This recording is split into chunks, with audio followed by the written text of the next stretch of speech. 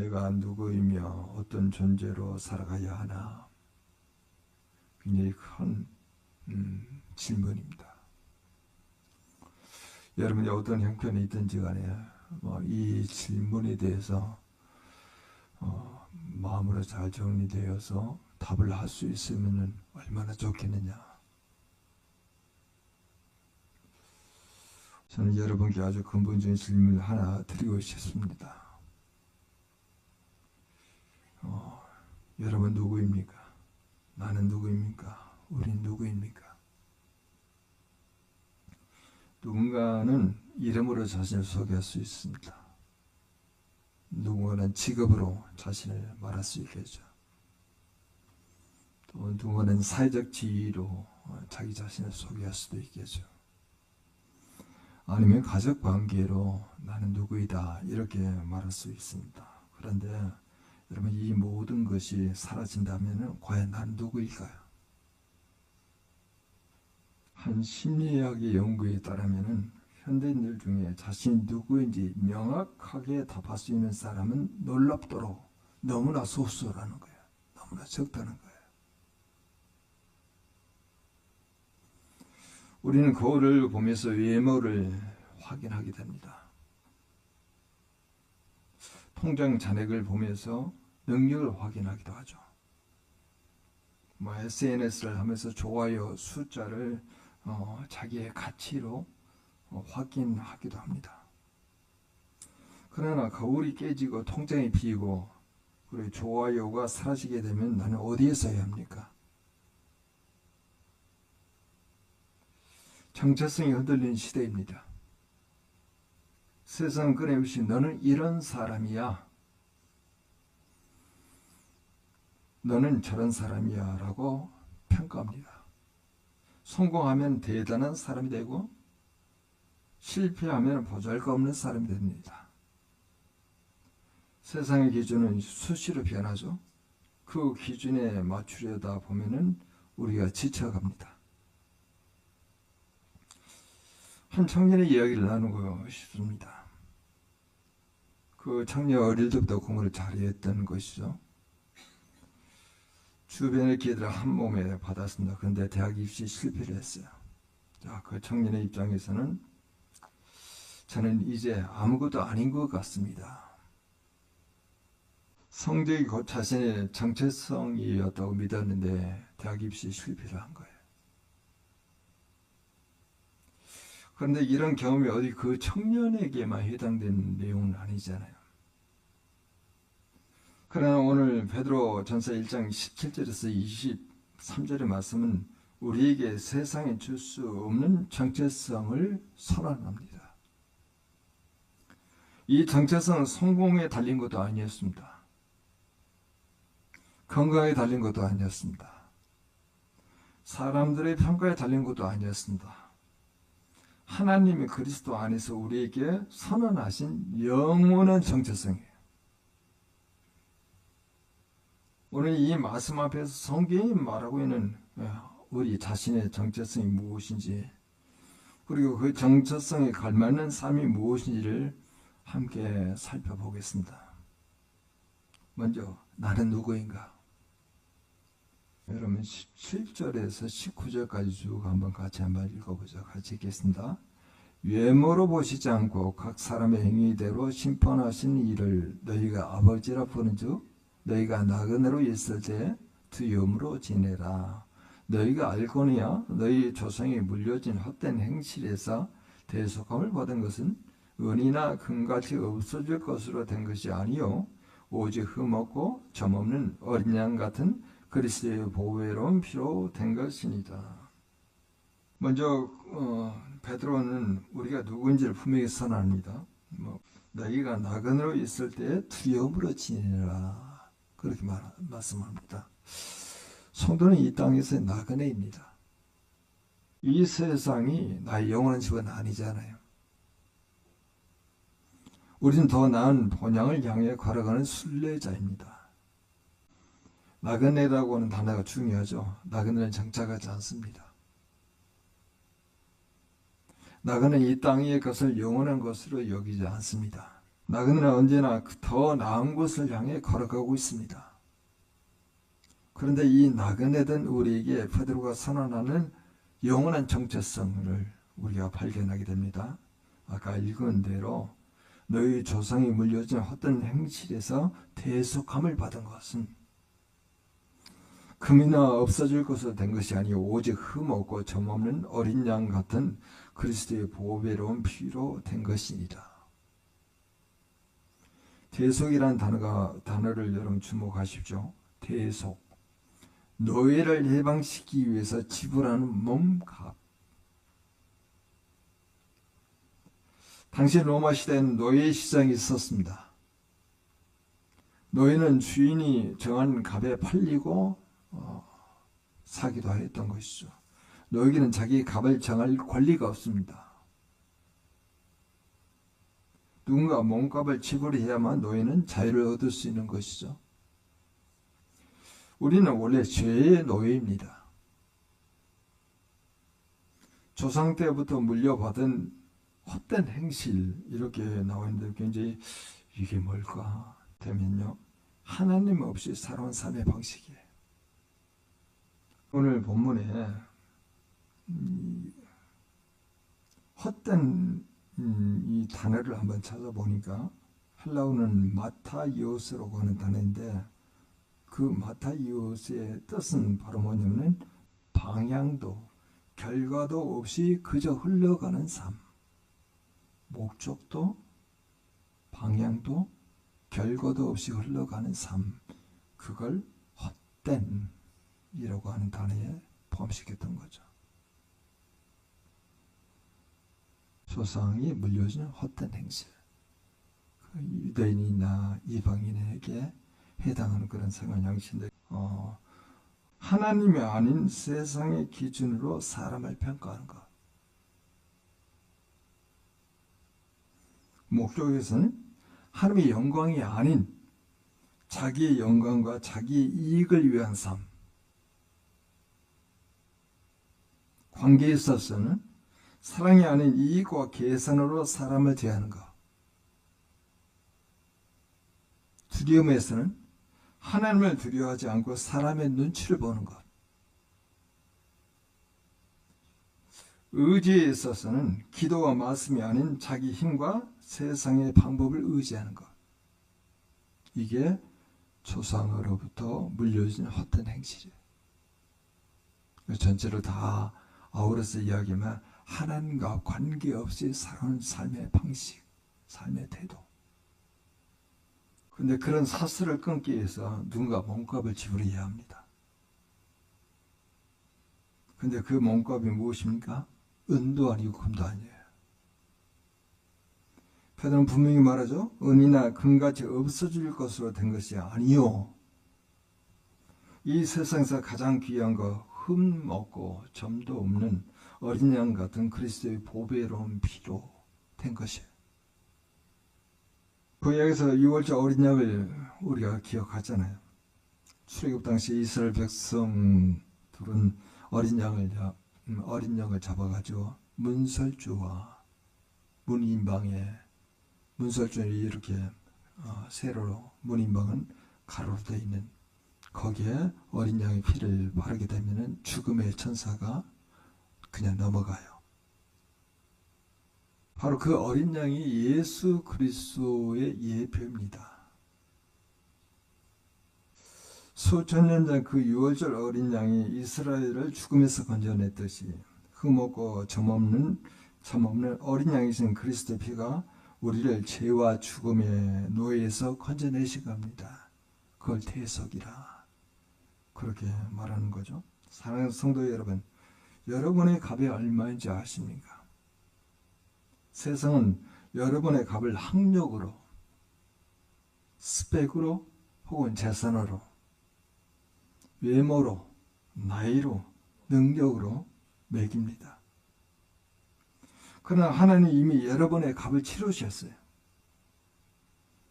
그것도 이 세상의 어떤 것과도 비교하시면 그리스도의 보배로운 피로 사셨어요. 값을 치르셨어요. 보배로운 단어는 대단히 아름다운 단어이잖아요. 티미오스라고는 헬라어인데 값지다, 귀하다라는 뜻을 가지고 있습니다. 하나님의 눈에 우리는 그토록 값진 존재예요. 그리스도의 피를 지불하고서라도 살릴 만큼 귀한 존재입니다. 부활절이 우리에게 주는 첫 번째 메시지는 바로 이것입니다. 나는 값싼 존재가 아닙니다. 나는 하나님의 독생자의 피로 사신 바 된 이 세상에서 가장 귀한 존재입니다. 여러분 지금 자신을 어떻게 생각하고 계십니까? 혹시 스스로 부족하다고, 보잘것 없다고, 실패한 사람이라고 여기고 있지는 않습니까?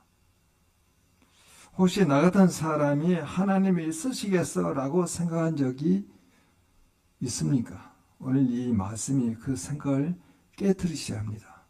하나님은 여러분을 그리스도의 피로 사셨습니다. 그것이 여러분의 진짜 정체성이에요. 여러분이 실패를 하든 성공하든 아니면 건강하든 아프든 젊든 아니면 늙든 이 정체성 변하잖아요. 하나님이 치르신 값은 영원히 유효합니다. 그리스도의 피로 대속받은 자, 이것이 우리 모두의 첫 번째 정체성이에요. 그러면 나는 누구인가는 우리가 해결되고, 그럼 나는 어떤 존재인가? 그 부분에 대해서 20절에서 21절까지 나와 있습니다. 그는 장세 전부터 미리 알린 바 되시니나 이 말세에 너희를 위하여 나타나신 바 되었으니 너희는 그를 죽은 자 가운데서 살리시고 영광을 주신 하나님을 그리스도로 말미암아 믿는 자니 너희 믿음과 소망이 하나님께 있게 하셨느니라. 중요한 표현은 바로 뭐냐면 장세 전부터 미리 알림 바 된 이. 그리스도의 십자가 부활은 갑작스러운 사건이 아니었어요. 하나님이 세상을 창조하시기 전부터 이미 계획하신 구원의 드라마입니다. 우리를 구원하시려는 하나님의 뜻은 그토록 오래되고 그토록 확고한 것이었어요. 하나님의 약속이잖아요. 생각해 보십시오. 내가 이 세상에 태어나기도 전에, 아니 이 세상이 창조되기 전에 하나님이 이미 나를 구원하시려는 계획을 가지고 계셨습니다. 이것이 우연이 아니잖아요. 이것이 그저 역사의 한 사건으로만 치부될 수 있는 게 아니죠. 이것은 하나님의 영원한 작정 변치 않은 사랑의 섭리와 계획이었어요. 그리고 하나님이 하신 일은 바로 무엇입니까? 그를 죽은 자 가운데 살리시고 영광을 주셨다. 이렇게 말씀하세요. 부활의 영광. 그분이 하나님이십니다. 우리가 믿는 하나님은 죽음에서 생명을 만드신 하나님이세요. 저는 이 부활을 이렇게 생각합니다. 부활은 단순히 예수님이 살아나신 역사적인 사건이 아니죠. 부활은 하나님이 죽음이라고 하는 인류 최후 제국에게 선전포고를 하신 겁니다. 하나님 무덤 앞에서 선언하십니다. 나는 이것보다 크다. 죽음보다 크다. 죽음도 내 손에서 생명이 된다. 이렇게 선포하신 사건이에요. 사랑하는 성도 여러분, 우리가 믿는 하나님은 무덤을 여시는 하나님이셨어요. 죽음이 끝이라고 세상 말할 때 하나님은 그것이 시작이라고 말씀하십니다. 절망이 마지막이라고 세상이 선고할 때 하나님은 그것이 부활의 전 단계라고 말씀하세요. 베드로가 이 편지를 쓸 당시에 편집하는 수신자들은 소아시아의 각 지방에 다 흩어져 있죠. 터키 지방입니다. 이 지역들은 로마 제국의 변방 아닙니까? 이미 로마의 박해 아래에서 언제 체포될지 모르는 그런 두려움 속에서 살고 있습니다. 재산 다 빼앗겼어요. 가족을 잃었습니다. 사회에서 소외된 자들이었어요. 그런 그들에게 베드로는 말합니다.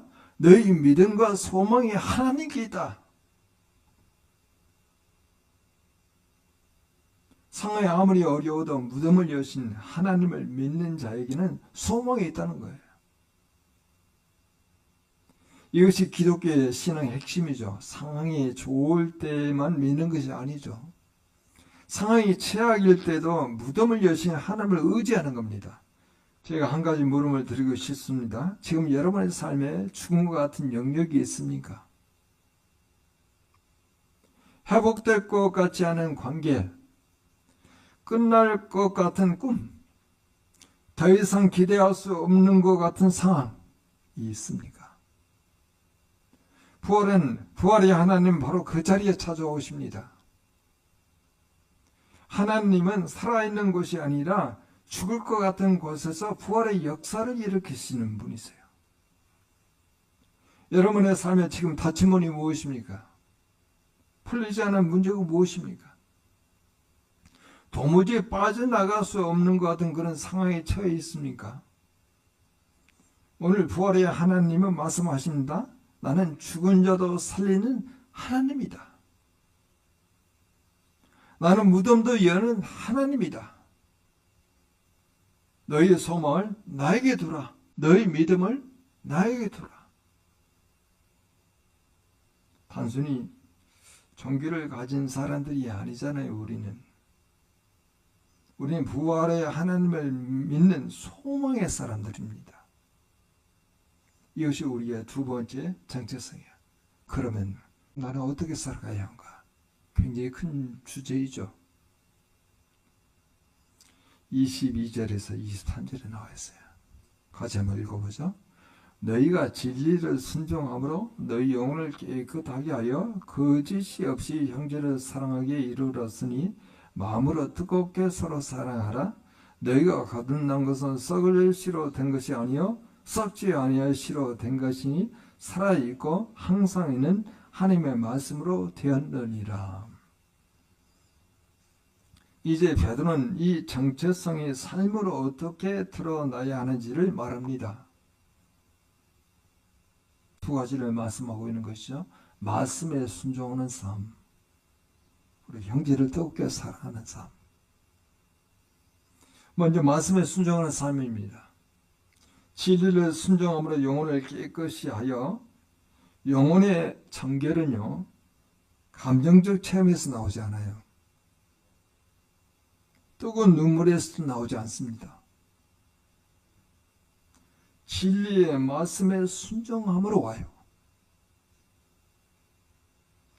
23절은 더 강하게 말합니다. 우리는 살아있고 항상 있는 하나님의 말씀으로 거듭난 자라. 거듭난 자라. 말씀은 우리를 거듭나게 합니다. 말씀은 우리를 거듭나게 하는 씨앗이죠.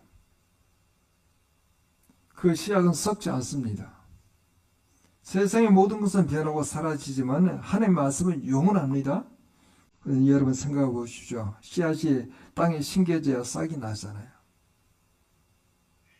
아무리 좋은 씨앗이라도 서랍 속에 보관해 두면은 아무것도 자라지 않습니다. 마찬가지로 하나님의 말씀이 나의 삶에 심겨져야, 즉 내가 말씀에 순종하여 그 생명이 열매를 맺습니다.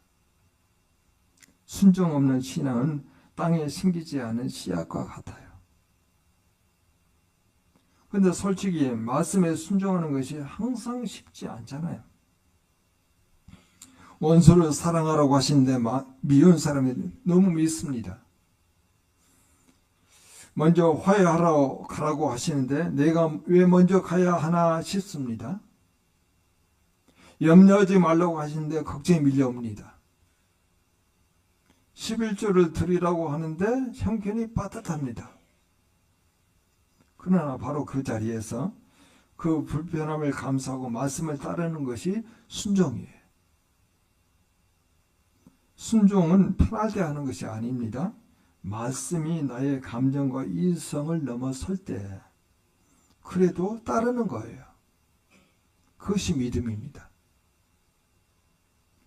히브리서 기자가 말합니다. 믿음은 바라는 것들의 실상에 보이지 않는 것들의 증거라고. 우리가 말씀에 순종할 때 우리는 보이지 않는 하나님의 신실함을 믿는다고 고백하는 거예요. 순종은 단순한 도덕적 행위가 아닙니다. 순종은요, 믿음의 언어예요. 믿음의 언어. 다음으로 형제를 뜨겁게 사랑하는 삶.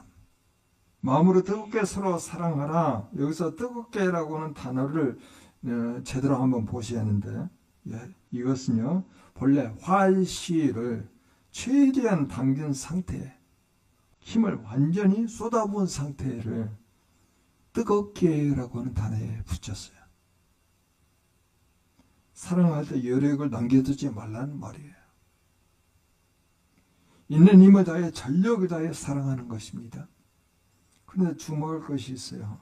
베드로는 형제를 사랑하기에 이르렀으니 라고 과거 완료형으로 썼는데 그 다음에 뜨겁게 사랑하라 그렇게 명령합니다. 이것은 무슨 의미일까요? 이미 사랑하고 있는데 더 뜨겁게 사랑하는 거예요. 우리의 사랑이 아직 충분하지 않다는 것입니다. 사랑에는 완성이 없어요. 항상 더 깊이, 더 뜨겁게 사랑해야 한다는 뜻이죠. 이 사랑이 여러분 어디서 옵니까? 우리의 의지적인 사랑에서 나올 수 없어요. 그리스도의 보혈의 피로 나를 사신 하나님의 사랑을 경험한 사람이 이 사랑을 내보낼 수 있어요. 나를 목숨으로 사랑하신 하나님의 사랑을 받은 자가 형제를 사랑하지 않는다는 것은 논리적으로 맞지가 않죠. 요한일서 4장 11절에 이렇게 말합니다. 사랑하는 자들아, 하나님이 이같이 우리를 사랑하셨은즉 우리도 서로 사랑하는 것이 마땅하도다. 하나님의 사랑을 받는 자는 사랑을 흘려보낼 수밖에 없습니다. 그것이 은혜의 논리죠. 베드로의 청중들을 기억하십니까? 박해 아래 흩어진 사람들이죠. 생존에 위협받는 상황에서 서로 의심하게 됩니다. 자기 살 길만 찾아도 이상하지 않은 상황이에요. 잡히면 죽잖아요. 그러나 베드로는 바로 그 상황에서 말합니다. 뜨겁게 사랑하라. 어려울수록 힘들수록 더 뜨겁게 사랑하는 것입니다. 초대교회가 세상을 변화시킨 것은 탁월한 설교 때문이 아니었던 것이죠. 당시 이방인들이 그리스도인들을 보면서 했던 말이 있습니다. 저 사람들이 서로 사랑하는 것 좀 보라. 세상에 줄 수 없는 사랑을 그리스도인들이 서로에게 보여줬기 때문에 세상 사람들이 교회로 모여왔던 겁니다. 우리 교회 공동체를 한번 생각해 봅시다. 우리는 서로 얼마나 뜨겁게 사랑하고 있습니까? 혹시 차갑게 형식적으로 주일에만 잠깐 인사하는 수준에 머물고 있지는 않습니까? 부활의 능력을 받은 공동체는 세상에 줄 수 없는 사랑을 서로에게 줄 수 있어야 합니다. 말씀에 순종하는 삶과 형제를 뜨겁게 사랑하는 삶, 이 두 가지는 하나였던 거예요. 진리를 순종하는 삶의 열매가 바로 형제의 사랑이기 때문입니다. 말씀을 아는 만큼 사랑하게 됩니다. 사랑하는 것만큼 말씀이 내 안에 살아있다는 증거이죠. 자, 나는 누구이며 어떤 존재로 살아가야 하는가? 오늘 말씀을 통해서 우리의 정체성 분명해졌습니다. 나는 그리스도의 보배로운 피로 대속받은 하나님의 자녀이고 하나님의 백성입니다. 세상이 어떻게 나를 평가하든 나는 하나님께서 독생자의 피로 값을 치르신 귀한 존재입니다. 이 세상에 어떤 것도 나의 이 가치를 낮출 수는 없어요. 나는 죽은 자를 살리시고 부활의 영광을 주신 하나님을 믿는 소망의 사람이에요. 지금 상황이 아무리 어두워도 무덤을 여신 하나님이 나의 하나님이시기에 나에게는 소망이 있습니다. 나는 날마다 말씀에 순종하고 형제를 뜨겁게 사랑하며 살아가야 하는 사람이에요. 이 정체성 그저 아는 것으로 끝나서는 아니 됩니다. 오늘 이 자리에 나오는 순간부터 삶 속에서 살아내야 합니다. 부활절에 매년 돌아오는 이유가 무엇이겠습니까? 우리가 쉽게 잊어먹기 때문에 부활절이 매년 찾아오는 거예요. 세상의 소리에 치이다 보면은, 세상의 기준에 나를 맞추다 보면은 나도 모르게 나의 진짜 정체성을 잊어버려요. 그래서 하나님 매년 매 주일날 말씀을 통해서 우리에게 다시 선언하십니다. 너는 내 것이다. 내가 내 아들의 피로 너를 샀다. 너는 귀하다. 너는 소망이 있다. 이제 하나님께 믿음과 소망을 가지고 있는 자로 그답게 살라. 오늘 이 말씀 붙잡고 우리가 나가야 합니다. 그리스도의 피로 삼바된 나, 부활의 하나님을 믿는 나, 말씀에 순종하고 형제를 뜨겁게 사랑하는 나, 이것이 오늘 이 자리에 있는 우리의 진짜 정체성이에요. 이 정체성을 가슴에 새기고 이번 한 주를 살아가십시오. 세상이 나를 어떻게 보든 상관없이 나는 그리스도의 피로 값을 치른 하나님의 자녀로, 부활의 하나님을 믿는 소망의 사람으로, 말씀에 순종하며 형제를 뜨겁게 사랑하는 자로 살아가십시다.